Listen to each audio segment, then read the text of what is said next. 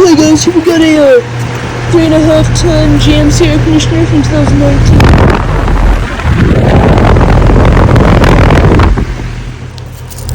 14C.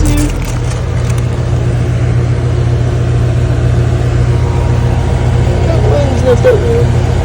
Okay, that line's very nice and cold. It was sweating, okay?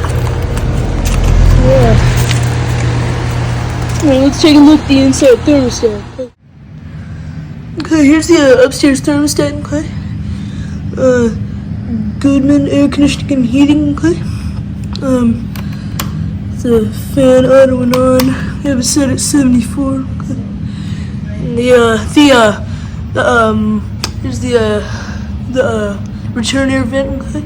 And then the supply over here, okay?